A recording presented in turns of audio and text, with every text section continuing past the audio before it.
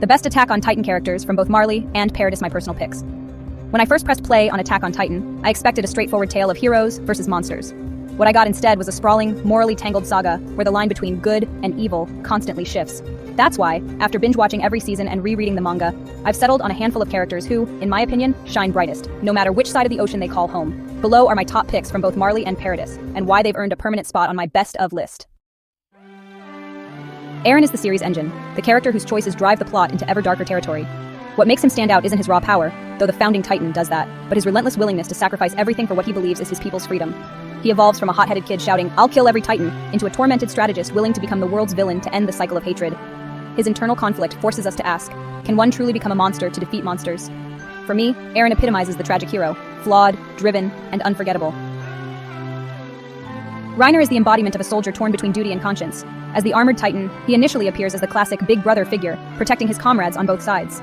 Yet his dual identity, warrior of Marley and undercover friend to the Survey Corps, crushes his psyche. The infamous split personality moments when he suddenly mutters, "I'm a monster," reveal a man who knows the horror he's helped unleash. Reiner's vulnerability makes him one of the most human and therefore compelling characters on either side.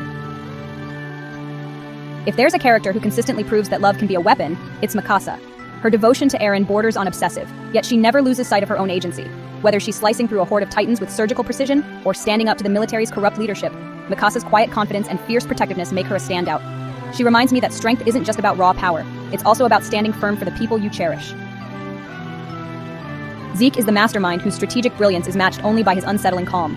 As the Beast Titan, he leverages his unique ability to control other Titans, but his true weapon is his ideology, the euthanasia plan. Zeke's nuanced motives, rooted in a twisted sense of mercy for his people, force viewers to confront uncomfortable moral gray zones. I admire his intellect even when I vehemently disagree with his methods. In a story that thrives on shades of gray, Zeke stands out as a cerebral foil to the more impulsive characters.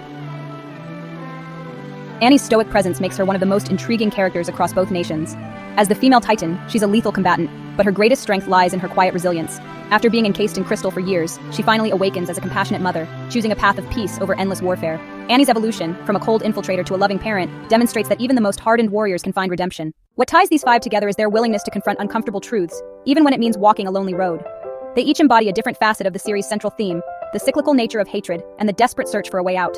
Whether you root for Paradise or Marley, these characters remind us that humanity's best isn't defined by nation or flag, but by the choices we make in the face of impossible odds. So next time you dive back into the world of Titans, keep an eye on these six: Eren, Reiner, Masa, Zeke, and Annie. Their journeys will continue to challenge my own ideas of heroism, and perhaps yours too. Happy watching!